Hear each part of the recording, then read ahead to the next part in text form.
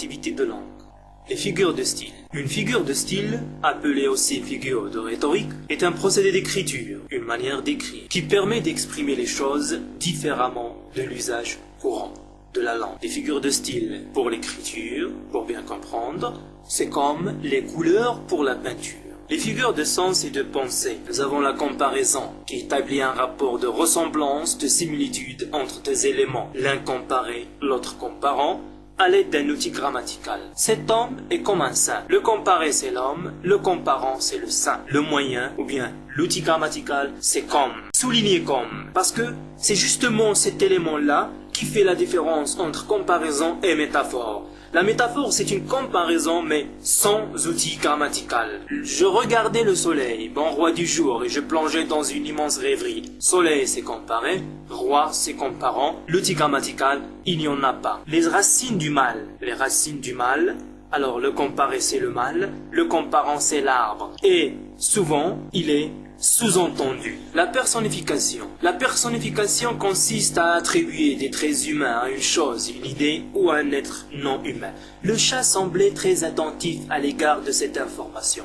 Être attentif à l'égard d'une information, c'est-à-dire écouter une information, c'est un trait humain. Un chat ne peut pas faire ça. Alors c'est la personnification. La périphrase. La périphrase consiste à exprimer une chose par une phrase au lieu de l'évoquer directement. Alors je vais dire par exemple, c'est le temps d'aller prendre un peu d'air dans la cour. Au lieu de dire tout court, c'est la récréation. Ce procédé-là, c'est la périphrase. L'hyperbole ou l'exagération, c'est utiliser des termes exagérés pour exprimer une chose. Un bruit a réveillé un mort, pour dire qu'il s'agit bien d'un bruit immense. Donc c'est une sorte d'exagération. Un bruit qui fait réveiller un mort, ça devrait être un bruit immense. La litote. La litote consiste à dire moins pour suggérer davantage. Ce garçon n'est pas bête. Pour insinuer, il est intelligent. Donc dire moins pour suggérer davantage. L'antiphrase. L'antiphrase est une des formes de l'ironie. Elle consiste à dire le contraire de ce que l'on pense, tout en laissant croire qu'on dit le contraire de ce que l'on pense. Elle a eu 0, c'est une bonne note. Donc c'est une antiphrase. L'antithèse consiste à aligner deux idées ou deux thèmes contradictoires. Écrire des mots ou effacer des traces, voilà un bon usage. Alors écrire des mots, c'est le contraire de effacer des traces en quelque sorte. Donc c'est l'antithèse. La métonymie. Désigner quelque chose qui se trouve dans un rapport voisin avec ce que le mot signifie habituellement. Alors, je vais donner des exemples très simples. Alors, dans le cadre de la métonymie, soit nous avons la désignation de la partie par le tout, donc le tout pour la partie. Alors là, je vais dire, je me souviens de cette classe travailleuse. Alors le tout, c'est la classe. Pour désigner qui? La partie ou les parties, les élèves. Très bien. Alors le contenant pour le contenu. Un exemple, boire un verre. Alors boire un verre, le verre c'est le contenant, mais il désigne le contenu qui est le liquide, la boisson elle-même. Nous avons le troisième cas, la cause pour l'effet. Elle n'a pas pu venir, il fait froid. Alors là, j'ai évoqué le froid qui est une cause pour désigner l'effet qui est la maladie. Donc, au lieu de dire « il ne va pas venir, il est malade », j'ai dit « il n'a pas venir, il fait froid ». La synecdoque, c'est une métonymie qui désigne un lien d'inclusion, c'est-à-dire la partie pour le tout.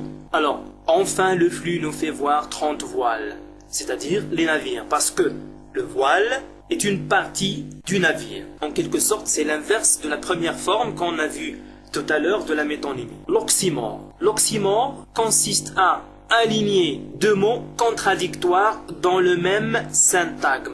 Alors l'oxymore est très proche de l'antithèse. C'est une sorte d'antithèse rétrécie. La seule différence, c'est qu'il faut trouver deux mots dans le même syntagme.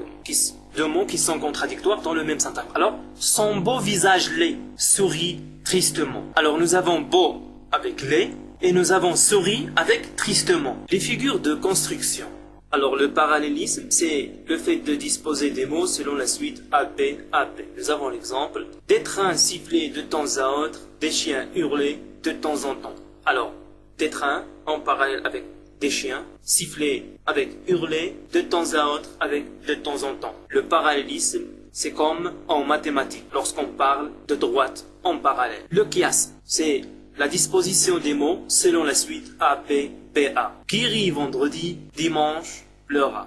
Alors, rit va avec pleura, vendredi va avec dimanche. L'anaphore. Plusieurs stylistes considèrent que l'anaphore ne fait pas partie des figures de style. Mais l'on va quand même l'introduire ici. Alors, l'anaphore est une reprise d'un mot ou d'un groupe de mots, lui-même ou par le moyen d'un pronom. Exemple, Rabat est la capitale culturelle. Rabat, la capitale administrative, elle est formidable. Alors, nous avons une reprise par le même mot, Rabat, mis en rouge, et enfin, la reprise par elle, le pronom personnel. Alors, comme je l'ai dit tout à l'heure, l'anaphore ne fait pas partie des figures de style, mais on l'a introduit ici parce qu'il crée un effet d'insistance, de force, etc. L'accumulation, c'est le fait d'ajouter des mots synonymes, des mots qui sont synonymes, pêle-mêle dans une structure. Alors nous avons un exemple, en fait, de « il était fou », un peu aliéné. Il discutait, parlait, dialoguait. Alors, vous constatez que fou,